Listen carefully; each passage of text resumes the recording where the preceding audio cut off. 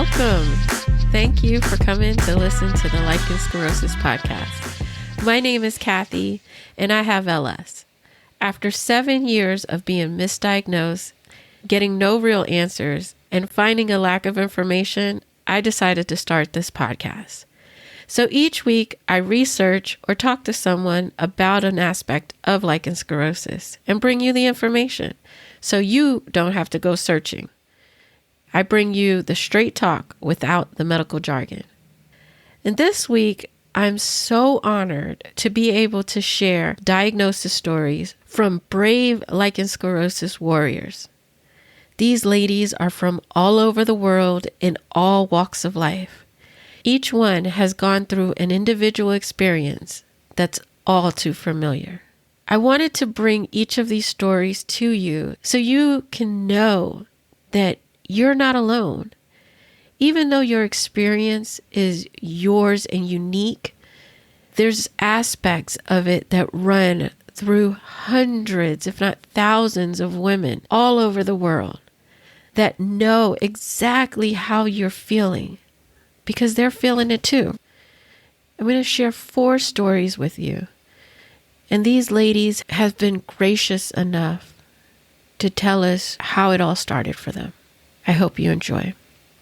The first story I want to share is from Lena from Kentucky, U.S. I'm almost 27. I was diagnosed about 2 years ago, but have had LS for 5 years. Similar to your story, it took a long time to figure out what was happening. I was seeing my gyno and my GP for 3 years, telling them about my symptoms of intense itching, burning, and fissures. Every time I'd come into the office, though, for a checkup, my fissures would be healed and nothing would be visible.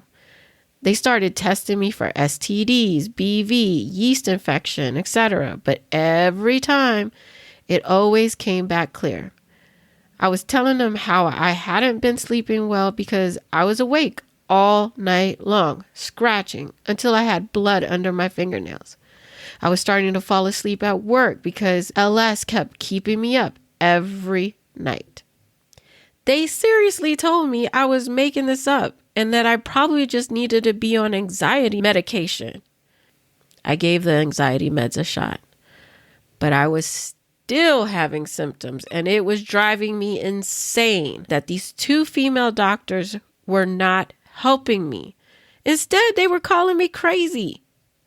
I ended up doing some Googling while sitting on the toilet one night. I know how dangerous that could be though. So I try my hardest not to go to WebMD because, well, every time it jumps you to, you have 6 months left to live. But I mean, if I'm getting bad news, at least I'm on the toilet, right? Sorry, my sense of humor is too disgusting. Well, that's when I came across lichen sclerosus, and it's said to seek medical attention from a dermatologist. I was a bit skeptical, but I kept reading, and it was like a biopsy may be needed to be performed. And I was like, yeah, nah, I'm not brave enough to have my vagina skin cut up. I'm going through enough pain as it is. But after another month of scratching like a maniac, I decided to set up an appointment. And I'm so glad I did. No biopsy was needed, thankfully. My dermatologist actually listened to me.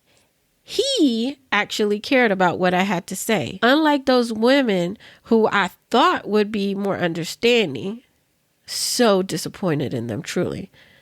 He took a look, even at my asshole, which I wasn't expecting, and said it was clear I had lichen sclerosus. Honestly, I could never see anything except fissures once in a while.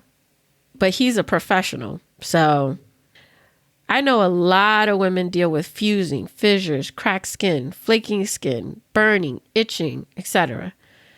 I guess I'm one of the lucky few who have a more mild case. My treatment over the last 2 years has been using clobetasol ointment and Creve hydrating facial cleanser. Yeah, you read that right. Facial cleanser. My dermatologist suggested it. Thank you, Lena, for sharing your story. She went 3 years before she was finally diagnosed. And it doesn't matter if your doctor is male or female. There's no guarantees that they're going to catch this. I'm glad that she was able to finally get an answer and she didn't have to wait the 10, 15 years that some ladies do. Unfortunately, she was on the anxiety medications and God knows what kind of side effects those had for her because she didn't need them. That's why it's super important that we advocate for ourselves and be part of the plan. And you know what your body is feeling. Don't let a doctor tell you that it's all in your head when you know you're feeling it in your bones. This next young lady shares her story from Canada. She found me on Instagram, and after DMing with her, I had to ask her to share her story. And we're so blessed to have her share her story in her own voice. Without further ado, here is Jacqueline. Hi, my name is Jacqueline, and I'm not really sure where to start because, to be honest, I'm not really clear when this all started happening, though I'm pretty confident that I had LS for a long time before I had my actual diagnosis. So I was diagnosed with LS about 2 years ago. 2 to 3 years prior to this, I would have painful intercourse, itching but no yeast infection, burning pain but no UTI or STI, and weird sensations. So they kind of felt like I had paper cuts all over my vulva, and this would flare up randomly. This would flare for years on and off, sometimes for days, sometimes months or weeks. When this would happen, I would go to a medical clinic. As a graduate student moving cities frequently, I didn't have a consistent GP. So basically, I would just see any random doctor that was available at the walk-in. And every time that I went in, I was told that everything looked fine, that there were no lesions, and I had always expected there to be some because of these stingy paper cut feelings on my vulva. And my tests would come back negative. Time and time again, same story. Closer to my diagnosis, I started to feel like I was going crazy. I felt all of these things. I thought, it can't just be in my head. There has to be more to the story. So I went to a clinic specializing in STIs and women's health. In my head, I actually prayed that I had an STI. Who does that? Well, I did, because what else could it be? And at least with an STI, I'd have an answer and a treatment plan, and maybe I could actually finally get some relief. But again, I was told, nope, I don't see anything wrong with you. I was told maybe it's multiple sclerosis, maybe you have some kind of neurological issue, or you just need to de-stress. I left feeling defeated, and I had pretty much given up at that point. A couple weeks later, I went to see my GP. At this point, I had an actual GP for follow-up on another issue completely unrelated. And I just briefly mentioned these symptoms and my general frustration and just confusion and helplessness that I was feeling. She asked me if I would mind if she examined me. She said she would feel more comfortable if she looked and evaluated herself, just to be sure that there really was, quote, nothing wrong.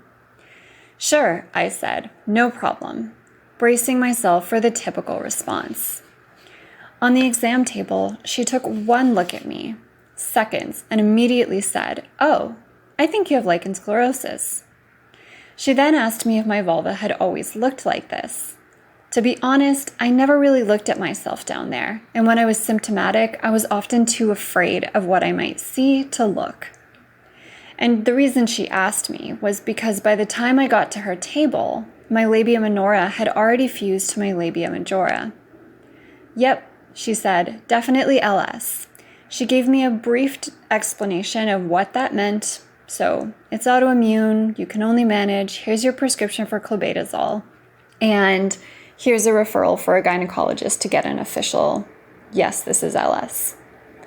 I felt a strange mix of horror, fear, disgust, confusion, but also joy and relief.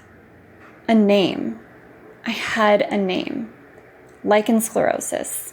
I wasn't crazy. It wasn't all in my head. There was something happening down there. I'm grateful that I finally had an answer, but the following 6 to 9 months post-diagnosis were full of disgust, blame, shame, confusion, and physical discomfort. I've come a long way since then, and I'm really, truly grateful to have found this podcast so that I have more resources than the medical community has provided me with. Thanks for listening to my story. First, I want to say, who amongst us has not felt that mix of joy and despair, that happiness and sadness all at the same time? Yes, we have a name, but holy shit, it's for life. You don't have some way of getting rid of this? Yeah, we get it, Jacqueline. We get it. For real, for real. And once again, we're going through that cycle of doctors just telling us, no, it's all in your head. No, it must be this. No, it must be that. And a lot of them not even looking between our legs to see what it actually looks like. Sad, but true. The thing for me about raising awareness is I'm talking to you, and yes, you already have lichen sclerosus. You're here because you want more information. But here's the beautiful thing. You have family that doesn't have lichen sclerosus. You have mothers and you might have daughters and sisters and nieces and friends who have vulvas. You can tell them about lichen sclerosus. You can tell them when they go to the doctor to make sure their gynecologist looks at their vulva, not just to put the speculum in and look at their vagina, but actually look at my vulva. Is it healthy? Do you see anything that should give me concern? And let them know. If you are feeling anything that's abnormal, let the doctor know. And don't let them dismiss it. If they're not sure, test.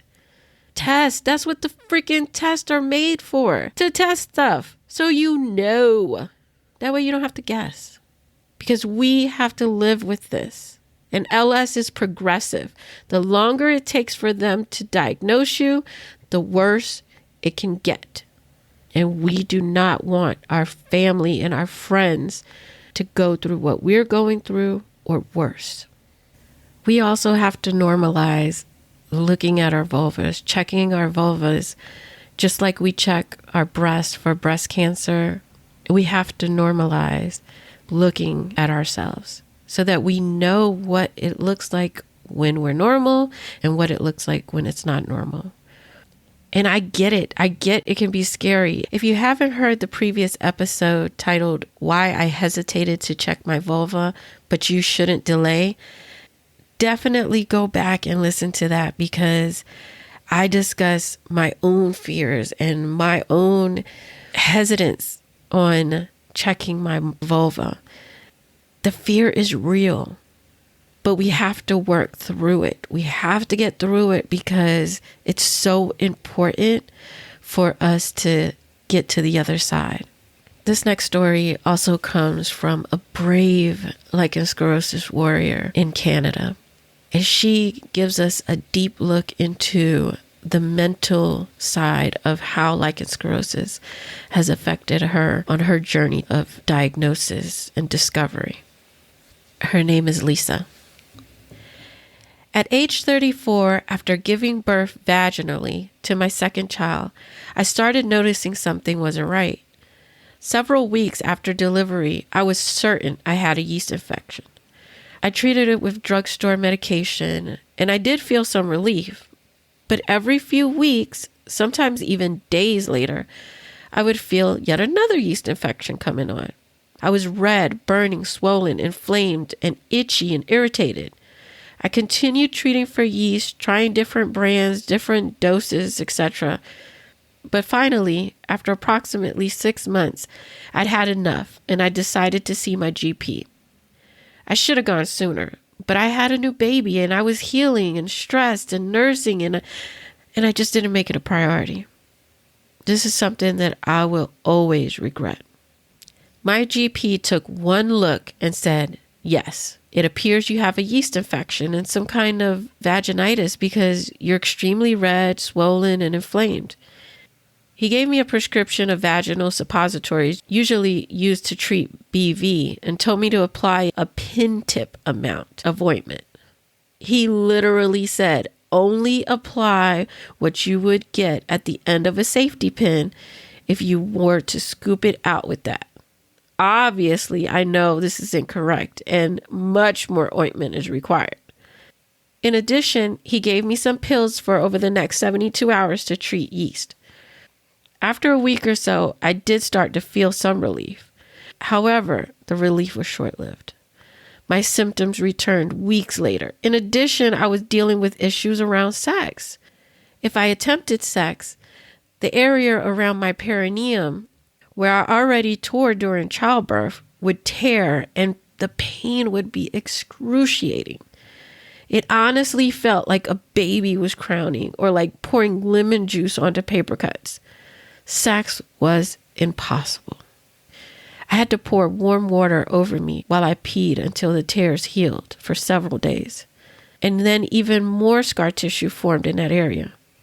I was beyond devastated. I was ashamed and embarrassed.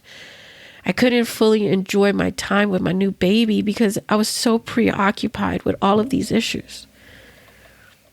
Because there was nothing more my GP could do for me, he never once mentioned lichen sclerosus. I made an appointment with my obstetrician, hoping for more answers. When I finally got an appointment with her, which was months later, she did a quick exam. She immediately said, "This is not normal. You're very pale down there and your vulva is disfigured. The architecture is completely shrunk. I think you have lichen sclerosus and vaginismus." At the time, I didn't really know what she meant, so I just sort of nodded and asked her what she recommended for treatment. She also asked me if I bathed with scented soaps and bath bombs and if I wore panty liners daily, which I don't. She wrote down the terms lichen sclerosus and vaginismus on a piece of paper and told me to look them up online. I mean, looking back, this makes me angry because she could have took the time to explain it to me. She also wrote me a prescription for clobetasol and told me to apply a water droplet amount every night for 2 months on the area that tore. Now I know this was wrong, and I should have applied clobetasol to all the areas of my vulva since the whole area was pale and disfigured and had active disease. She followed up by saying that the damage is irreversible, but we could try to stop it where it is. That's it. No follow-up appointment, no discussion of sex, no discussion of mental health, no discussion of hormones or autoimmune issues. Little did I know my life would change forever after this appointment. And I'd spend the next 3 years researching, joining support groups, buying various ointments and barrier creams, getting second opinions, etc.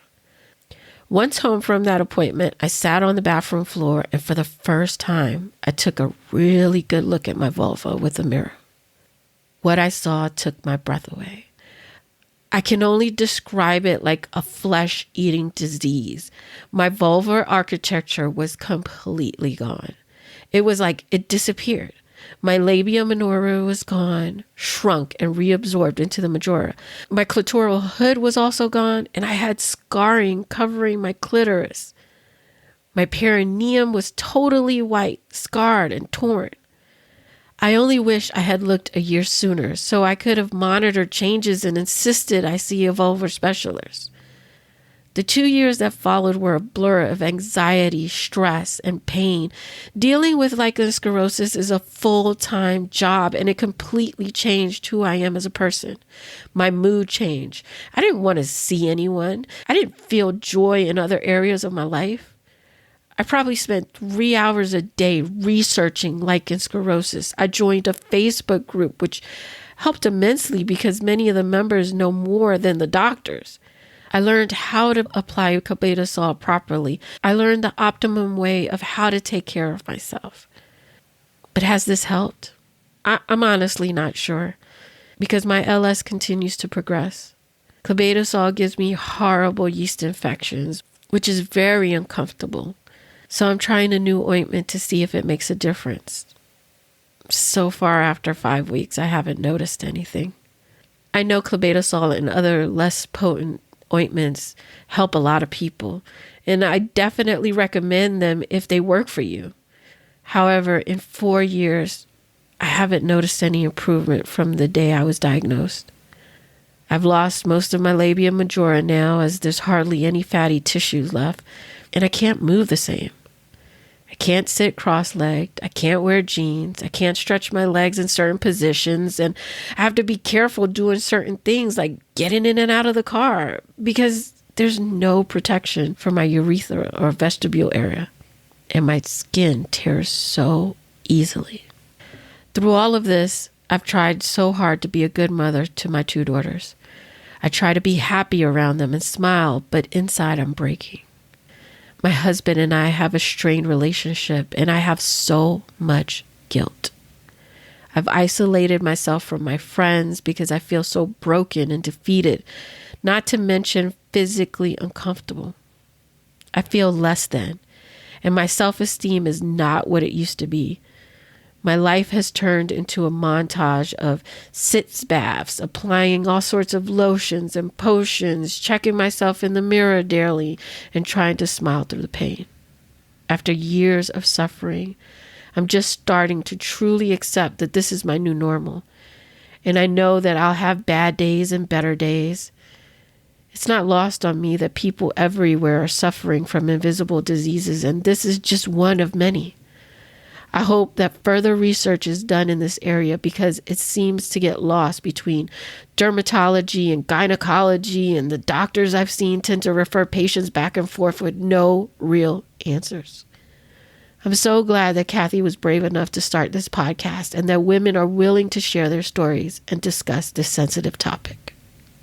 Lisa, I'm so glad that you found me and that you were willing to share your story. If you are suffering from the mental health issues that lichen sclerosus can bring, please go back and listen to the episode I did on mental health titled The Mental Side of Lichen Sclerosus. And also, Do You Need a Support Group? Those are 2 really important episodes to help you recognize and help pull you out of that spiral. And if you're in a relationship and lichen sclerosus has just put a strain on it, definitely listen to the last episode titled How to Still Have a Great Relationship Despite Lichen Sclerosus. It's an episode for you to share with your partner, and together I give you a lot of actionable tips on how you can help still have a healthy relationship and not let lichen sclerosus tear you down. LS is awful. It is so bad. And we have to combat it every day, not just physically with our ointments and our barrier creams and doing all of that stuff to protect our vulvas, but we have to combat it mentally, and we have to do everything we can to prevent from sliding into that deep, dark mental illness hole. Part of that is talking with others, talking with people who understand you, who understand what you're going through. And if you need somebody to talk to, please reach out to me. I can try to get you in contact with resources that might be able to help you. Or even if it's just somebody you want to talk to, just to vent to, I'm here. You can DM me on Instagram at Lichen Sclerosus Podcast. Message me on Facebook at Lichen Sclerosus Support Network, or email me, Kathy with a K at lichensclerosuspodcast.com. And if you want to talk to a whole group of us, join us on November 14th for the first Lichen Sclerosus Podcast virtual meetup. It's going to be so much fun. I cannot even wait. Sign up at lichensclerosuspodcast.com/connect and stay updated and get the link when we're about to go live. I have one more quick story for you, and this is from Mary, and she's in the US. And this just goes to show how easily doctors dismiss our LS for things like yeast infections and thrush. So she says, just a little bit about me. I'm 37 and was diagnosed with LS in January of 2020. I started getting symptoms in March of 2019 after taking an antibiotic, and I thought it was just a yeast infection. My primary care physician and gynecologist just thought I was in a bad itch-scratch cycle after a yeast infection. But eventually, my doctor ordered a biopsy. She thought she was ruling out LS because I didn't always have consistent symptoms. But it turns out that's exactly what I had. Looking back, I think there were instances earlier in my life when I had symptoms, but they were quickly treated with an ointment, and I didn't think anything about it. My symptoms are strongly associated with my menstrual cycle. It's like clockwork. Some months I'm able to get a good week in between my period and ovulation, but as soon as ovulation hits, I flare up. For the most part, I'm hanging in there, but some days are real rough. It just impacts so many areas of your life, and no one talks about it. I also have chronic back pain, so between the two issues, sometimes I really just miss feeling like myself. Whew. Yes. Multiple chronic illnesses is not only awful and debilitating, but common. I'm actually working on an episode talking about multiple illnesses. So make sure you're subscribed so you'll get notified when I release that. You know, I think it's hilarious that her doctor was testing for LS to rule it out and it came back to BLS. But I think it's awesome that her doctor even knew to think about LS, because imagine if LS had never even crossed her mind, then Mary still wouldn't know what she was dealing with. So moral of the story is test. If they don't know, test. So, did any of these stories resonate with you? Do you have similar experiences? What's your lichen sclerosus story? I would love to get more stories and continue doing episodes like this. So let me know. Share with me. You can DM me on Instagram at Lichen Sclerosus Podcast. Message me on Facebook at Lichen Sclerosus Support Network, or email me at Kathy with a K at lichensclerosuspodcast.com. All my information will be in the show notes. I hope you feel less alone, and you know that there are thousands of women out there that feel just like you. And I hope you sign up for the virtual meetup so you can meet a couple of them face to face. I hope you have an amazing week, and I will talk to you next time. Bye.